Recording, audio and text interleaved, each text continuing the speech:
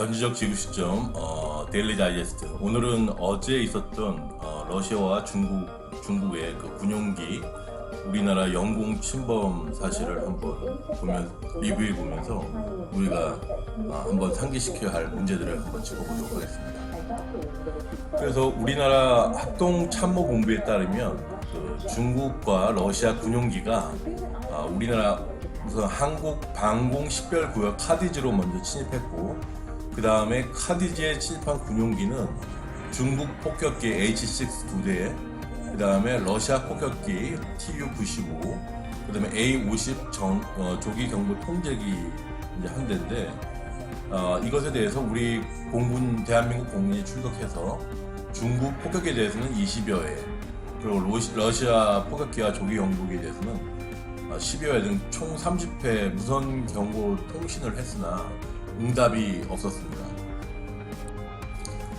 특히 그 러시아 A-50 조기 경보 통제기는 독도 인근 영공을 2차례 침범했습니다. 그래서 우리나라 대한민국 공군이 1차 침범 때 미사일 회피용 플레어 10발을 쐈고, 그 다음에 기총 사격으로 80발을 쐈다고 합니다. 그래서 2차 침범 때는 플레어 10발, 그 다음에 사격 280발을 경보로 이제 사격했다고 하고 있습니다. 이런 이제 이거는 우리나라 초유의 사태이고, 또 중국과 러시아가 공동으로 이제 들어왔기 때문에 굉장히 드문 일이고, 지금 해외 언론에서도 얘기하기를 이거는 굉장히 레어하고 데인저러스하다 이렇게 표현을 하고 있습니다. 그러면 이런 이제 대응들은 군 전문 관계자들이라든가 또는 군 관계자 핵심 인력들이 담당할 문제이고, 이제 우리가 이 한반도 주변 상황이 지금 계속 바뀌고 있고, 수출 규제 문제부터 해가지고 또 이 어떤 중국 러시아의 이제 확장이 지금 되고 있는데, 이러한 상황들에서 우리가 한번 리뷰해 볼 것들을 찾아봤습니다. 그래서 어저께 좀 특이한 사항은 중국이 카디지를 침범한다거나 가끔 일본 쪽으로 러시아 군용기가 이제 침범한 사실은 우리도 알고 있습니다. 그런데 동시에 같이 와서 공동 목적으로 합동 훈련 목적차 독도, 그것도 우리나라 상공, 영공을 침범했다는 사실이 중요하고, 그래서 하면 지금 중국과 러시아는 무슨 목적으로 이제 어떤 의도를 가지고, 물론 훈련이라는 어떤 그 목적은 확실해졌고요. 어떤 의도를 가지고 지금 이 상황에서 왔느냐, 그것을 먼저 알아봐야 될 것 같습니다. 우선 중국과 러시아가 미국을 대항하기 위해서 이제 지금 구성을 하여 작년에도 동방 보스토크 2018이라는 군사훈련을 30년 만에 대대적으로 했었는데, 그럼 이러한 그 구도는 왜 생겼는가에 대해서 먼저 알아보도록 하겠습니다. 먼저 중국은 아시다시피 지금 미국과 무역전쟁 중이고요. 그 다음에 러시아의 경우에는 외교 분쟁으로, 미국 외교 문제로 그 트럼프 행정부와 지금 계속 분쟁을 이어가고 있고, 특히 또 러시아는 그 몇 년 전에 그 우크라이나 크림반도 사태 이후에 미국을 위시로 한 그 서구의 제재를 받고 있는 사이에 이것을 중국과 러시아가 공동으로 미국에 대항하는 구도로서 이제 이 문제를 타개하겠다는, 밀착으로 뚫고 나가겠다는 메시지를 이제 하고 있는 와중이고, 이러한 그 독도 상공 영공 침범도 이러한 그 목적에서 연이어서 이어진 일이라고 할 수 있겠습니다.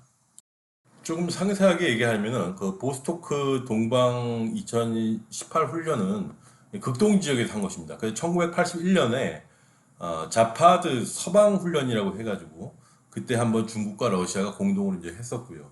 그 이후에 이제 30년 만에 이제 하게 된 것인데, 러시아 트랜스바이칼 지역에서 공동으로 연합 전투 행동 훈련을 작년에 이제 했었습니다. 그래서 지금 해외 언론들도 주시하고 있는 것은 지금 한국과 일본이 수출 규제 문제, 지원금 문제로 해가지고 갈등을 빚고 있고, 지금 WTO에 지금 이제 제소가 들어가서 한일 양국 간 무역 관계자들은 이제 여론전을 펼치고 이제 있습니다. 이제 그 사안은 다시 한번 또 데일리 다이제스트로 정리하기로 하고요.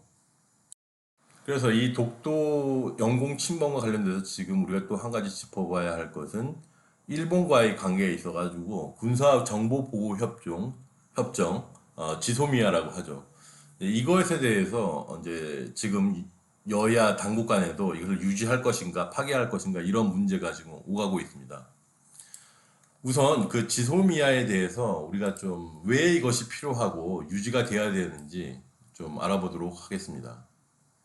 그래서 이 이야기를 하자면 1983년 대한항공 소련 전투기의 격추 사건까지 올라가야 되는데 이때 사실은 누가 격추했는지를 아무도 모릅니다. 그러니까 우리로서는 레이더에서 사라진 것이고 미국의 감시망도 그것을 트래킹을 갖다 좀 벗어났었는데 이것이 중공이 와서 때렸는지 또 북한이 때렸는지 뭐 지나가다던 새에 맞아가지고 정비 불량인지 뭐 사람으로 치면 이제 길에 지나가다 누군가 고의로 쳐가지고 이제 넘어져서 뇌진탕으로 다친 것인지 아니면 뭐 원래 병이 있어가지고 기체 결함이 있어가지고 갑자기 급사했는지 이런 걸 모르고 있는 상태에 있었습니다.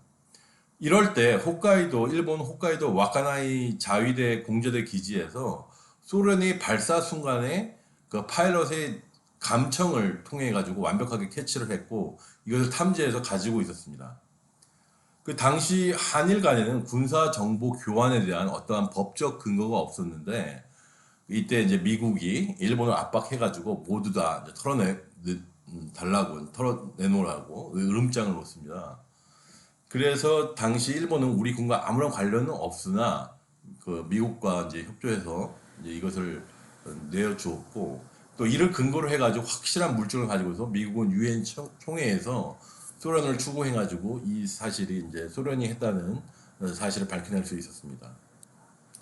그래서 이렇게 뭐 당연한 추론인데 이 전쟁 및 안보에는 이러한 정보가 굉장히 중요합니다. 그래서 혹자들은 무기와 정보, 군수 물자로 이런 안보가 지켜진다고 얘기하고 있습니다. 그래서 정보가 없는 탐지, 통신, 분석, 확증이 없다면 눈을 감고 있는 상태가 됩니다. 누가 와서 뭘 했는지를 모르고요. 그래서 예전에 또 김현인가요? 마유미가 칼기 폭파했을 때도 북한의 김승일, 하치야 신이치를 일본 군사 정보 기관의 도움을 통해 가지고 확실하게 북한의 소행이라는 걸 또 밝혀냈었습니다. 그래서 지금 세계에서는 미국에 이어서 일본의 군사 정보력을 2위로 다음 정도의 수준으로 치고 있는데 우선 일본의 경우에는 군사 정보 위성이 이제 있고요. 우리는 아직 정확하게 없습니다. 그 다음에 꼭 기계나 어떤 그런 것뿐만 아니라 조총위원이라든가 교도통신 평양지구, 인적 네트워크를 통한 휴민트라고 하는데 휴먼 인텔리전스 이러한 다양한 각도의 정보 자산 그 다음에 이제 정보 수집력이 있기 때문에 굉장히 빠른 대응을 할 수 있고 이런 것들을 우방국들과 공유를 하고 있는 상태입니다. 예전 노태우 정부 때 소련과 북한의 대한항공 폭파에 대해서 큰 도움을 준 일본에 대해서 군사정보보호협정을 지소미아 지금 현재 되고 있는 것인데 이것을 그때부터 이제 맺어서 양질의 적시에 정보 교류를 하고자 했으나 사실은 일본이 1989년 당시 노태우 정부가 추진했을 때 원하지를 않았었습니다. 이 군사 정보라는 것이 국가 간의 기브 앤 테이크 관계에 의해서 군사 정보를 교환하는 것인데 우리가 가진 어떤 능력치랄까요? 어떤 그런 정보 위성도 없고 제한된 인적 네트워크니까 이제 일본이 이제 받을 게 그렇게 없다고 판단했는지 우리랑 군사 정보 보호 협정을 맺으려고 하지 않았다는 사실입니다. 그래서 우여곡절 끝에 이제 박근혜 정부 때 군사 정보 보호 협정 지소미아를 체결하고 이걸 유지하고 있는데 지금 뭐 신문 지장을 통해서 잘 알고 계시겠지만 이것을 지금 또 뭐 정의당과 또 여당에서는 이것을 파기를 할까 말까 이것을 마치 안보를 가지고서 어떤 거래나 협상을 하는 그런 개념으로 받아들이고 있다는 것에 대해서 참으로 이런 세력들은 그 국가를 가질 자격이 없다고 저는 생각합니다. 자기 국가의 안보에 대해서 신경을 쓰고 있는데 그 근거가 되는 것이 뭐 우길기라든가 제2의 을사보호조약이라고 하는데 사실은 우리가 가질 게 우리가 받을 일본과의 군사정보 보호에서 물론 우리도 줄 수가 있습니다만 상대적으로 적고 우리가 더 도움을 많이 받고 있는 상태에 있습니다. 또 한 가지 마지막으로 제가 짚고 싶은 것은 이 군사 훈련을 이 좌파 진영들은 군대를 안 가서 그런 건지 아니면은 뭐 입으로만 평화라는 것이 그냥 최고의 정의나 선으로 단단히 세뇌가 되어서 그런지도 몰라도 훈련 자체를 거부를 하고 이것이 훈련이 없으면은 평화 무드가 조성됐다고 이렇게 얘기를 하고 있습니다. 그런데 군대라는 것을 갖다 군대는 그 전쟁이라는 만일의 사태를 대비하는 특수한 그 폭력을 관리하는 집단입니다. 그런데 여기서 훈련이라는 것은 또 굉장히 의미가 있는 게 그 한 번을 위해서 평소에 그것을 훈련을 쌓아놓지 않으면 인간이 그 불시에 그 다음에 그 위기 상황에서 대응할 수 있는 능력치가 굉장히 떨어지는데 이런 것들을 계속 축적시켜 놔야만 전쟁에서 제대로 된 능력을 발휘할 수가 있는 것입니다. 그래서 이 지금 그 일본과는 무역 규제 관련돼서 이제 갈등이 있고 또 중국과 러시아는 지속적으로 미국의 그 대항하기 위해서 극동에서 계속 확장하고 있는 상태에 있습니다.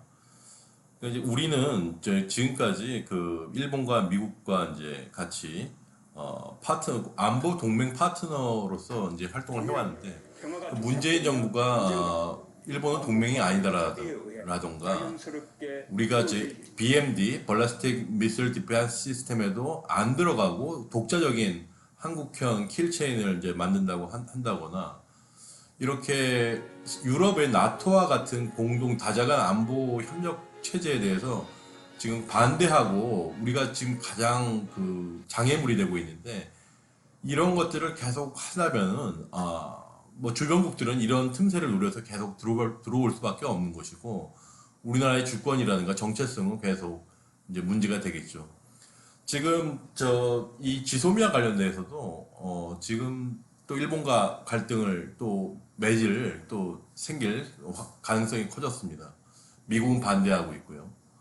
그러니까 이런 전반적인 걸 봤을 때 결국 이 문재인 정부의 그 기본적인 그 국가 경영 철학, 국가 안보 철학, 국가 안보 전략에 대한 개념이 없으니까 자꾸 이런 일이 생기는 것이고 그것을 변명이나 또는 자기들의 관념으로 생각할 때는 역사 문제, 뭐 역사를 잊을 수 없다 이런 뭐 우길기 문제 이렇게 하는데 이게 과연 지금 21세기에서 우리가 처해 있는 입장에서 동북아 위험 지역에서 그것도 북한의 핵을 용인까지 해주면서 완성된 입장이고 이런 상태에서 지금 우리가 갈 길을 어떻게 잡아야 할지 참 걱정이 앞서고 우리가 지금 이때 모든 지혜를 모아서 현실적인 방안에 대해서 대응하지 않으면 큰 어떤 위기가 오지 않을까 그런 우려가 생깁니다.